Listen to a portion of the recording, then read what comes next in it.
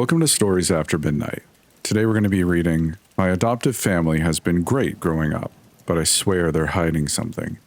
This is by KiddKnightMarez from Reddit. I hope you enjoy this story. Let me know what you thought and maybe share it with a friend that you think would enjoy it. Let's get started. I never did find out what happened to my mother. In fact, I've never met her. Soon after my birth, I was taken into care by another woman who I assumed to be my biological mother, all the way up until I was 5 years old. This woman wasn't my blood mother, but she was so caring and nurturing that she provided the emotional warmth of any good mom. My childhood with her consisted of nothing but great memories. After my 5th birthday, she started telling me about my biological mother. She said that my mother was homeless and just showed up at her doorstep one night. "I'm sure your mommy was a good woman," she started, "but she didn't have a house to keep you in." 5-year-old me was transfixed on my adoptive mother as she told me this. "She couldn't just keep you anymore, and the wintertime was harsh. She lost her job and didn't have any money, so she left you with me." There were a lot of unanswered questions, but my adoptive mother kept the story simple and straightforward, easy for my childlike mind to comprehend and understand. She went into more detail on the story as I got older. "I just happened to be sitting here in the living room one night. Your Uncle Teddy was sitting across from me. We both heard someone knocking on the door, and when Teddy went to open it, there was a very young, petite, and beautiful woman on our porch. When she described my mother to me, I couldn't help but to feel pure joy on the inside." "How young was she? Like in her teens? 20s? I asked, excited. "You know, she very well could have been. Within that age range, she may have been anywhere from her late teens to her 30s, actually, but I do know she was young enough to face the struggles of having no money to support herself and a child alone," she explained. "What's her name?" I asked. Janice Edwards." From there, she went on to fill in just about all the details I've been itching to hear for years at that point. "First thing we noticed was the baby she was holding. My adoptive mother gave me a heartwarming smile as she pointed a finger at me. It was January, in the middle of winter, but she was just standing outside with only a thin flannel shirt. No jacket. She was shivering from head to toe as she held you in her arms. It looked like she used the jacket she was wearing to wrap you up and keep you warm." She continued to comfort me with her smile. That kept me consoled while listening to this otherwise sad story. It was obvious that this woman was in great need, but I still asked if she was okay anyways. Of course, she shook her head no. That's when Teddy led her in and seated her on the couch. I gave her some hot chocolate and threw a warm blanket around her. Then she had a long talk with me and your Uncle Teddy, she explained. "What did she tell you?" As I already suspected, she was at a really low point in her life. The place she was working at was already on the verge of permanently closing down, and they had to cut her pay a lot, as they could no longer afford the wage they paid before. When they eventually did close the company down, she stayed with many relatives for months until they got tired of her and ended up abandoning her. My adoptive mother's smile was no longer enough to stop me from becoming teary-eyed. "Then, where is she now? Where has she been all this time?" My voice was quivering. My adoptive mother walked over to me and embraced me into her arms before saying, "I hate to have to tell you. I don't know. When your Uncle Teddy and I went to the kitchen, we heard the front door pry open. She was gone when we went back to the living room. She also left you lying on our sofa." She hugged me tighter, then kissed me on the forehead. "Your mother just wanted you to live a good life. She didn't want you to spend your childhood in a hassle, constantly struggling beside her, so please don't resent her. She would have been a great mother if the circumstances were better." I didn't know how to feel at the moment. I didn't resent my mother at all. I just wanted to see her face and hug her like I was my adoptive mother at that moment. But the following morning, I woke up and saw a note that's been slid beneath the front door. It was from her. She said she was leaving the area for a while, but if we decide to keep you, she'll be back to pay you a visit, or at least see if you're still around. She didn't say when, but she said she'll eventually return for sure, she finished. Although most of what she told me should have made me feel down, that last part cheered me up for the rest of the day. for every year from then on. The fact that I was actually going to see my birth mother later on down the line filled me with unlimited hope. And ever since that day, I always came home after school asking, "Did she come? Is she here?" The answer was always no, unfortunately. Sometimes I didn't want to ask simply because I was afraid of hearing no, as it would result in me being down again. But I never gave up hope. A few years had passed by and I was still returning home, asking if my birth mother made the visit. It was always at the back of my mind. Often I'd be out and think, I wonder if she's at the house waiting for me. Overall, I often find it hard to recall a single moment in which there was bad tension between my adoptive mother and I, even during my teenage years. When I was young, she never threw birthday parties or allowed me to have any friends over, though I had many. But she still made sure I was happy when my birthday did come around, celebrating it in ways she knew would leave me satisfied. My birthday celebrations typically consisted of more simple pleasures, along the lines of going to see the most recent superhero movie, or going to the yearly carnival that always seemed to start around my birthday. Other times I'd do some outdoor activities with my uncle, Teddy. Even though I was happy enough with this, I secretly still craved some social interaction with my friends outside of school. I always wondered why she insisted that I avoid this. My Uncle Teddy has been around since I was born, as far as I know. He lived with my adoptive mother and I. He's never been married, and I don't think I've ever seen him go on a date or be with a woman at all. Teddy spent most of his time outside, out in the more wooded areas, either fishing or camping. Sometimes he'd choose a spot out there and set up some camping gear, staying for 2 or 3 nights at a time. This was routine, and usually he did it twice a month. Often when he returned, it was in the middle of the night. When I was younger, I would be awakened by the sound of the door opening downstairs. Then I'd go rushing down to greet and hug him quietly. "Does Teresa know you're up?" he once whispered, giving me a wide grin, knowing what would happen if my adoptive mother caught me wandering the house in the middle of the night. He started taking me with him on his short camping trips when I reached middle school. But of course, I couldn't always straddle along with him every time, as he did this year-round. It was probably every other month when I went with him, but during the summer it was more often. I loved Uncle Teddy. Besides my adoptive mother, he was another joy to be around, except he wasn't my blessing to loosen up and break some of the rules my adoptive mother had put in place. Since I wasn't allowed to spend any time with friends, I hung out with Teddy whenever I wanted to have some fun. He allowed me to do many things my adoptive mother wouldn't from time to time, especially when I got older in my teenage years. Thanks to him, I was frequently sneaking out, roaming the woods with him at night.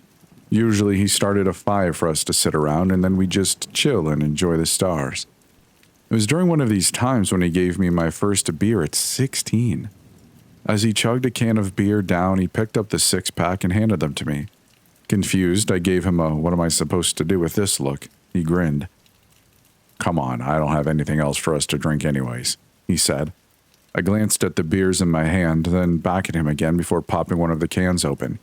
He giggled before saying, "You tell, I'll kick your ass." I awakened in our tent one morning, only to find that Uncle Teddy was gone. His sleeping bag was abandoned, opened and lying amongst the scattered clutter in his area. This was typical. I was usually a later sleeper than he was, and he often liked to start off his mornings fishing by the lake. I usually didn't follow behind him until about an hour after I woke up. But that morning, I decided to choke down some of the canned food we brought and snatch my fishing pole right away. When I reached the lake, Uncle Teddy was nowhere to be seen either. All I saw was his fishing pole lying at the edge of the lake, along with his water bottle and pail of bait. He also had his chair sitting nearby. After scanning my surroundings in an attempt to spot Uncle Teddy, I finally did. He was standing in the front of the hospital that sat many yards away from the lake. I was a bit confused. We've been fishing at this lake for years and have never paid that hospital any mind, despite it being right next to us. I often forget that the hospital exists. What was even more strange was the fact that he was talking to a young woman. I wasn't sure, but it looked like he was flirting. Whatever it was they were discussing seemed to bring a lot of laughter out of both of them. The sight of this caused me to grin. The grin faded when the young woman turned around and revealed her baby bump. I drew my binoculars and zoomed in on the two to confirm what I suspected. Yeah, she was pregnant. Several minutes passed by, but Uncle Teddy and the young woman continued to mingle. I anticipated the moment he walked away, ready to ask him about her. But every time I glanced in their direction, they were still talking. When he finally did return, I was so caught up in fishing I didn't notice that he was on his way back. "Well, I guess you've decided to be an early bird today." I turned and saw Uncle Teddy heading towards his chair.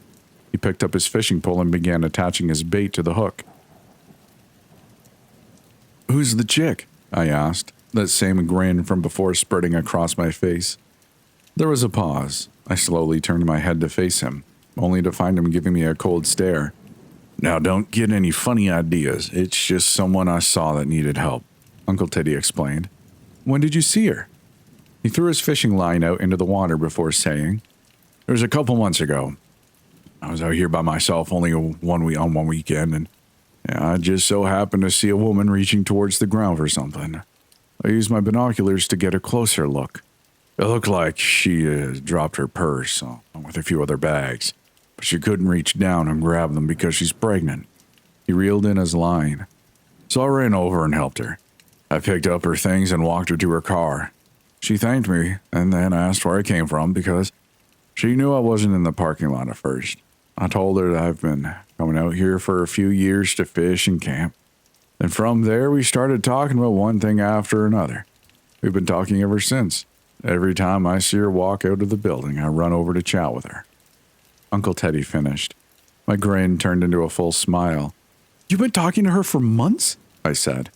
He glanced at me quickly before gazing out at the lake again. "You know how long she's been pregnant?" I asked. "When I first ran into her, she said she was 5 months. As her due date gets closer, it seems like she visits the maternity ward more often. The baby could be born any day or week now." I put my fishing pole down before asking, "Where's the father of the child? Shouldn't that dude be up here supporting her?" "She hasn't said anything about him yet. I don't even think he's around anymore," Uncle Teddy replied. So you want to play stepdad?" I joked, starting to giggle. Uncle Teddy couldn't help but to laugh. "Come on, really, it's nothing. I'm just a stranger keeping her company through her pregnancy." We fished all the way up until the afternoon, leaving with a decent amount of fish to cook throughout the week. When nighttime fell, I started a campfire for us to sit around. As I stared at the flames burning away in front of me, I started thinking about my mother again. "You think she finally came today?" I asked Uncle Teddy out of the blue, breaking the silence between us. He sighed before taking a puff of his cigarette. "Don't worry, Donald. Janice probably just wants to make sure she's together before she comes along. She'll be through here eventually, I promise," Uncle Teddy assured. Hearing this brightened up my mood for the rest of the night, but eventually I had to remind myself. Hearing Uncle Teddy and my adoptive mother constantly say things like this always made me feel better, but the feelings were always temporary. A few hours later, we decided to head back home, as we had already been at the camping spot for 3 days. It was 12 o'clock in the morning when we headed back, and all I thought about on the way home was the possibility of my mother waiting for me upon arrival, although I felt it was unlucky. Unfortunately, I found I was right as we pulled into the driveway. There was a woman patiently waiting on the porch, wrapped in a house robe, taking swigs of a lit cigarette. Disappointment showered me when I saw that it was no one other than my adoptive mother. Uncle Teddy glanced over and saw the expression on my face. It was obvious to him what was going on in my mind. He patted me on the shoulder a few times before bringing the truck to a complete stop and cutting the engine. "You want to start taking the equipment down to the basement?" Uncle Teddy asked.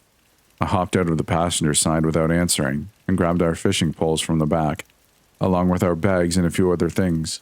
My adoptive mother greeted me with a smile and a kiss before I went into the house. "Had fun?" She playfully pinched my cheek. I nodded my head yes and returned a quick smile. I headed down to the basement as soon as I went in. First thing I did was place our fishing poles on the rack hanging on the wall. As I spun around, I bumped into an old shelf, then a few books toppled to the floor. I dropped the other things I was holding and kneeled down to pick one of them up, and that's when I saw the words, "Beloved Memories," written across the front cover on a piece of masking tape. The book was very thin. It didn't contain a whole lot of pages. There couldn't be more than 10 pages in total. Beloved memories? I whispered to myself before opening the book. The first thing I see is two large pictures of a couple individuals I couldn't recognize. The one on the left was a young male, while the other on the right was a young female. The female's picture was in black and white. Their ages were written beneath their photos. They were both 18, at least at the time the pictures were taken.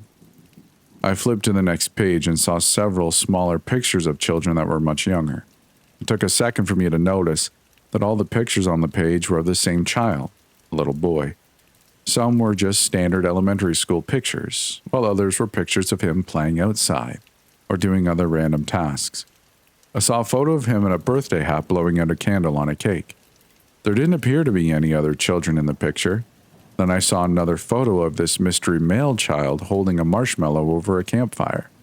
I didn't see anyone else in that picture with him either. As soon as I saw that picture of the boy as an older child, I flipped back to the first page a few times, only to slowly come to the realization that this little boy was the young 18-year-old on the first page. Soon afterwards, I spotted a photo of him as a newborn. I couldn't even see who it was holding the baby, but there was a date written below the photo, 1987. Confused, I flipped to the next page and saw something that caused me to pause for seconds. There were multiple photos of my adoptive mother and Uncle Teddy with this little boy, holding him, playing around with him, and having the time of their lives, faces lit up in glee. Uncle Teddy had the little boy sitting in front of him on a four-wheeler. They were both turned towards the camera with wide smiles. The little boy couldn't be more than 6 years old at the time. In another photo, my adoptive mother was lying across a bed, while the little boy was crawling on top of her, laughing mischievously.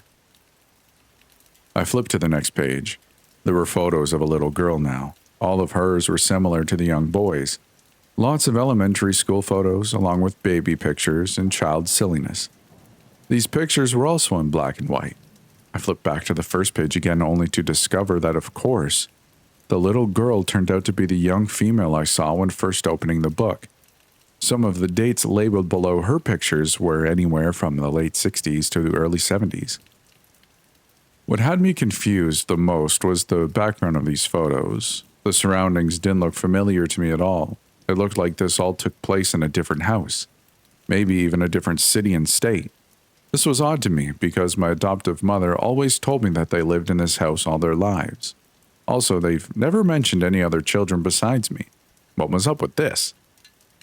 Flipping through the rest of the book allowed me to see many memories of adolescence. There were several photos of the much older, man-like boy with Uncle Teddy.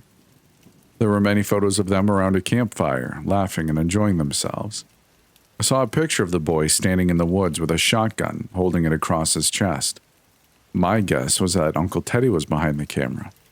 The woman-like girl took many black and white photos with my adoptive mother, who almost looked like a teenager herself. In a lot of the pictures, the girl was posing for the camera, in different dresses. In another photo, my adoptive mother was hugging the older girl tightly. The more I flipped, the mystery girl and boy looked more and more like their pictures on the first page. I found it odd that there weren't any prom pictures in the mix. But then I remembered my adoptive mother didn't allow me to go to prom. She never explained why. Started to head back upstairs with the book still in my hands, making my way halfway up the stairs until I heard whispering. My adoptive mother and Uncle Teddy were discussing something, but I couldn't make out everything they were saying, as they were speaking so low. I still stopped and quietly eavesdropped anyway. I could have sworn I heard things like, "She still goes to the hospital. How long before the baby?" And, "Any day now." When they saw me come out of the basement, they both stopped whispering, then turned their heads towards me. Uncle Teddy chuckled. "Oh, sorry, I came in talking to your mother and didn't even bother to help," he said, stepping away from my adoptive mother. He paused when he saw me holding the book. His smile faded, and his expression became blank. My adoptive mother's face went from mildly tense to bewildered. "Why?" I said, eyeing them both. My adoptive mother forced a smile. "Nothing, sweetie," she said, coming in my direction. "You two just finish unloading the truck." Before she dashed upstairs, she made sure to snatch that photo book out of my hands. I walked past Uncle Teddy out the door. The way he eyeballed me on the way out sent shivers down my spine. Over the next few months, we were deeper into the spring. The temperature outside was gradually rising, which was great for our camping trips. The weather encouraged Uncle Teddy and I to visit the spot a few more times than usual during the month. But I started to sense something wasn't right. During that month, I felt some awkward tension in the air hanging out with Uncle Teddy. I just didn't feel comfortable. The vibe wasn't there anymore, as Uncle Teddy's usual laid-back and relaxed aura seemed to be missing. We still talked and laughed like always, but there were more awkward pauses. Sometimes Uncle Teddy zoned out and was so focused on his tasks that I swore he forgot I was there, but then it hit me. I thought about how him and my adoptive mother acted when they saw me come out of the basement with that book. I didn't understand why they were being so funny about some pictures. I mean, I saw the pictures and there was nothing weird in them, so what was the big deal? There was even a subtle change in my adoptive mother. Her typical affection and emotional warmth started to not feel so genuine. More of her smiles and greetings came off as forced. To me, it was like she was faking it, and now had to try hard to show me the adoptive mother she had on display all my life. To make things even stranger, neither one of them said anything else about the photos until a few weeks after the incident. Uncle Teddy was the one to attempt to clarify things during one of our trips. We were by the lake fishing once again when he randomly brought it up. He told me that the memories I saw in the book was of him and my adoptive mother visiting another family member. The children I saw were their cousins, Bonnie and Blake. "This was before we got you," he said. Now, this explanation may seem somewhat reasonable on the surface, and I might have believed it fully if it weren't for how they acted about the whole thing. What was up with the change in their behavior? Why did they stay silent about it for weeks before explaining, like it was something serious they had to prepare for? When I tried to bring up my birth mother at this moment, he was no longer empathetic like before. The first second I mentioned her, I thought I heard him sigh as if he was annoyed. The look on his face screamed, "Would you shut up about her already? She'll get here when she gets here." Instead, he replied, saying, "Donald, I know Janice desperately wants to see you just as much as you would like to see her, but we need to give her time." At the moment, this slightly frustrated me. I was getting really tired of hearing answers like that. She abandoned me, then ghosted me for almost 18 years now. What exactly was she waiting on? The Uncle Teddy I knew always came back to life every time he spotted the pregnant woman in the front of the hospital. Every time we went fishing, he always grabbed his binoculars and glanced in the direction of the hospital every half hour, looking out for her. He managed to catch her almost every morning we went fishing. As soon as he saw her coming out of those doors, he right away sat his fishing pole on the ground and went dashing across the field towards her.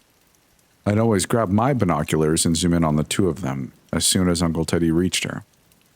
The woman often came out rubbing her huge baby bump. Then Uncle Teddy usually greeted her with a hug. She happily returned him hugs, seemingly glad to see him. One time he kneeled down and put his ear up to her stomach. "He's definitely trying to hook up with his pregnant chick," I mumbled to myself, giggling. Uncle Teddy didn't hesitate to open up to the pregnant woman, unlike his interactions with me as of late. All of their encounters usually lasted from 25 minutes to half an hour. He was really getting to know this woman. When he turned and saw me watching him, he started pointing in my direction while mouthing something to her. She started waving at me with a wide smile. I forced a smile of my own and gladly waved back. When Uncle Teddy and I returned home from one of our trips on one particular night, I was unaware of the exciting news I'd get. We were pulling into the driveway and my adoptive mother was waiting on the porch once again. Then she came rushing over to the passenger side of the truck before we even came to a full stop. Now with a genuinely happy smile plastered across her face, she opened the door and nearly yanked me out of my seat, right away hugging me while saying, She came! She came!" I knew what she was talking about right away. I was so stunned by excitement that I barely believed it. What? I stammered. "Is she in the house?" She didn't answer, as she was too busy hyping me up while leading me to the front door. Unfortunately, my mother was not in the house, but she did show up earlier searching for me. Apparently, my mother came a few hours prior, around 6 or 7 o'clock. "She's still a beautiful young woman. She's barely aged," my adoptive mother adored. My adoptive mother invited her in, and they talked. She asked her many questions related to where she's been and what she's been doing all the time. In the middle of their conversation, my adoptive mother got the idea to surprise me with my mother's arrival. So they tried to wait around until we returned. Problem was, my mother was currently living at a homeless shelter, and everyone living there was expected to be back at a certain time. Otherwise, they risked losing their spot and being kicked out for the night. Although my mind and soul was racing with joy, the logical part of me was still somewhat active. Still homeless after almost 20 years? As my adoptive mother sat and told me these things, I couldn't help but to internally ask questions.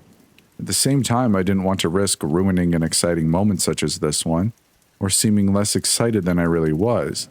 I mean, after so many years of yearning for her, I was actually about to see her. "I told you she'd get around to you eventually," Uncle Teddy said, giving me a smirk. Both Uncle Teddy and my adoptive mother suggested that I visit the homeless shelter on the following day to see my mother. After talking to my adoptive mother for hours about this, I went to bed, barely able to sleep as I was too excited. The following morning, I was surprised to see that my adoptive mother and Uncle Teddy were already up, getting prepared to leave. Uncle Teddy was hauling some things from the basement out to his truck, while my adoptive mother was in the closet of her bedroom, rummaging around for God knows what. I thought they were planning on going to the shelter with me, but when I got dressed and told them I was ready when they were, I was surprised to find out they weren't going, at least not right away. "Teddy and I have some errands to run, and we'll start by pawning some of this stuff we never use. We'll meet you there. We won't be long," my adoptive mother explained. She told me to take the bus there and advised me to leave a little earlier than them because they were still loading the truck with items. I honestly preferred if we all presented ourselves to my mother at the same time, as I figured it would have been the perfect reunion, but I was too excited to care much or to protest. I was finally about to meet my birth mother, and that was all that was on my mind. I walked to the bus station and caught a bus that took a route including the name of the street I saved in my phone. When I got off the bus, I knew right away which building I should have been heading towards, indicated by the small line of people standing outside. I rushed across the street and barged through the double doors that were located not too far away from the line. Then I made my way down the brightly lit hallway towards the front desk, where there was an older woman standing behind it. I told her I was there to visit a woman named Janice Edwards. She did some searching on her computer, then looked up at me with a blank expression. It doesn't look like there's anyone here with that name." Puzzled, I asked. "You sure? Could you check again?" She did just that and then looked up at me again, shaking her head. The results were the same. I pressured her to check a few more times, but nothing changed. Now, confused as all hell, I stepped outside and dialed my adoptive mother's number to see if there was something I did wrong. Maybe I visited the wrong shelter or something, but when I dialed her number, I got no answer. I dialed her number a few more times, and still nothing. So I tried Uncle Teddy. He wasn't answering his phone either. "Damn!" I yelled in frustration. One of the homeless guys lying on the sidewalk turned and looked up at me. After standing there for about 20 more minutes and still not being able to reach my adoptive mother or Uncle Teddy, I decided to take a bus to that hospital near the lake where we went fishing. They never did say exactly where else they were going, and being as desperate as I was for answers, figured maybe they stopped there or at least in our camping area for some particular reason. When the bus stopped in front of the hospital, I hopped off and dialed my adoptive mother's number again as I rushed past the building and towards the lake. As I got close to the body of water, it looked like there was something floating at the edge. When my call went to voicemail once again, I hung up and shoved the phone into my pocket. There was something red radiating from whatever it was in the water, and that's when my heart started racing. The sudden adrenaline pushed me even closer to the lake. It looked like a person floating. Upon reaching the lake, I almost let out a scream, as it appeared that the thing in the water was exactly what I thought it was. A dead person floating sideways. It appeared to be a female, judging by the petite body and long hair floating on the surface of the water. The body rolled over a bit, only to reveal a torn and mutilated stomach.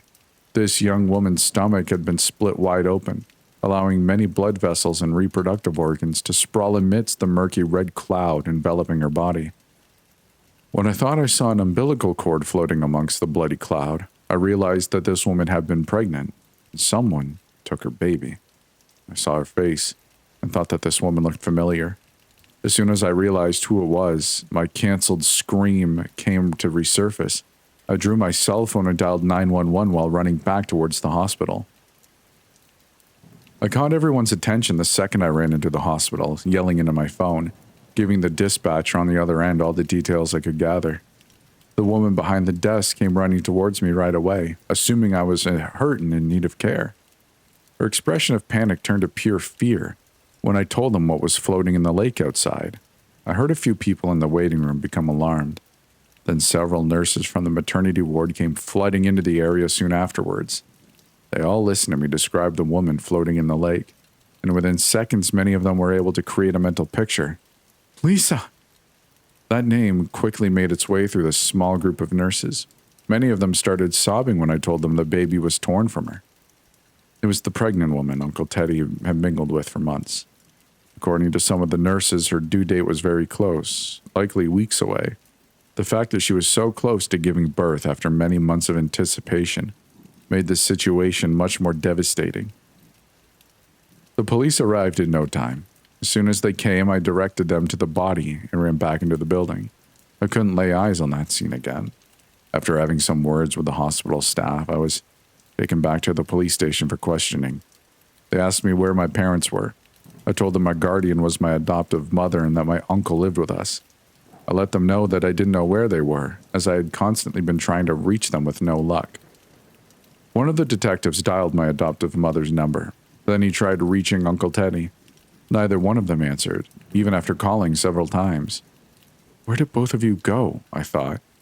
After reaching them by phone had failed, the detectives asked for my address. The one questioning me sent someone else to give my house a visit. Soon, that detective got a call and was informed that my house was on fire. When he got off the phone and told me the news, I broke down. What the hell is going on today? I sobbed. The detective walked over to console me. Despite my emotional state at the moment, he asked me a few more questions. So what brought you to the hospital in the first place? I told him about me going to the homeless shelter to find my biological mother, and how the lady at the desk said she didn't find anyone with the given name in the system. Then I let him know that I went to the lake to find my adoptive mother and Uncle Teddy, as I couldn't get an answer from either of them. He asked him what my biological mother's name was. Janice Edwards, I sobbed. He stood up out of his chair and walked out, leaving me in the room alone. I sat there for about an hour, stuck with nothing but my thoughts. The detective came back and peeped through the cracked door every 20 minutes to check on me. He finally returned, opening the door fully with a sigh of disappointment. The look on his face caused my heart to start racing again, as I knew more bad news was coming. We called that homeless shelter you visited, and they indeed had no records of any Janice Edwards staying there, he started. And after a deep search through many databases, it's only rational to conclude that a woman named Janice Edwards in this township never existed. And that's the end of the story. Let me know what you thought of it in the comments below. If you're anywhere else and you can't do that, well, I hope you enjoyed it. This nice little story that is told by an actual real human boy and not an AI. So for that, I think you should like the video. Subscribe for more non-AI stories as well. And a huge shout out to my patrons for helping make this episode possible. The people that have stuck around for as long as they have, I really appreciate it. And if you're listening and you're a patron, I really do appreciate it. It really warms my heart that you are so generous. And thank you for listening. Hope you enjoyed your stay here. Take care now. Bye-bye then.